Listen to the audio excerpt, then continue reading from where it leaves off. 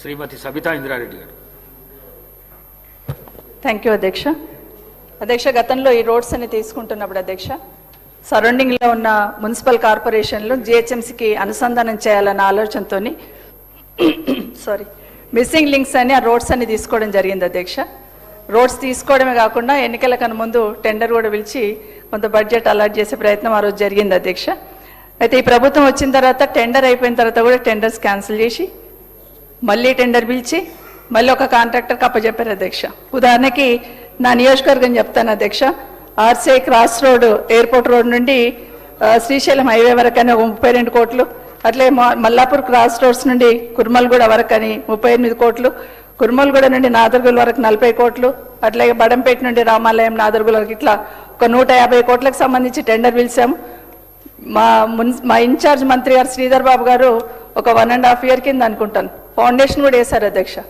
కానీ తట్టడి మట్టి కూడా తీయలేదు అధ్యక్ష.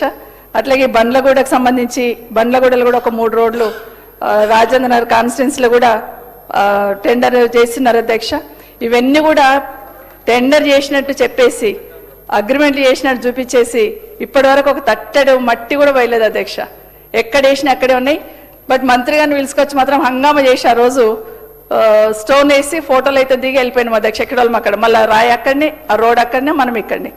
దయచేసి ఇవన్నీ నా రిక్వెస్ట్ ఏంటంటే మా గౌరవ మంత్రి గారికి, మా ఇన్ఛార్జ్ మంత్రి గారికి మీరు దయచేసి ఒక మీటింగ్ పెట్టండి. మీటింగ్ పెడితే ఆ రోడ్ మీద ఎంత ఇబ్బంది ఉంది, కాలనీ వాళ్ళు ఎంత ఇబ్బంది పడుతున్నారు, ఊరికే జిహెచ్ఎంసీ అని చెప్పేస్తే సరిపోదు అధ్యక్ష. దానికి సంబంధించిన ప్రణాళిక కూడా ఉండాలి. ఆ రోజు ప్రణాళికబద్ధంగా డెవలప్మెంట్ చేసినాం కాబట్టి ఇప్పుడు మా మూట గోపాల్ గారు చెప్పినట్టు రజనీకాంత్ వచ్చినా కూడా పొగిడిపోయినాడు ఇక్కడ. కానీ ఇక్కడ ఏమైపోయిందంటే మొదలు పెట్టినట్టే మొదలు పెడుతున్నామని హంగామా చేసి ఎక్కడిదక్కడ వదిలేస్తుండండి. మంత్రి గారు దయచేసి మా రిక్వెస్ట్ ఏంటంటే మీరు పిలవండి. రంగారెడ్డి జిల్లాలో లింక్ రోడ్స్ చాలా ఇచ్చున్నారు. అప్పుడు వాటన్నిటిని కూడా పూర్తి చేయాలంటే మీరు ప్రత్యేకంగా ఒక మీటింగ్ పెట్టమని మీ ద్వారా గౌరవ మంత్రి గారిని కోరుతున్నాను.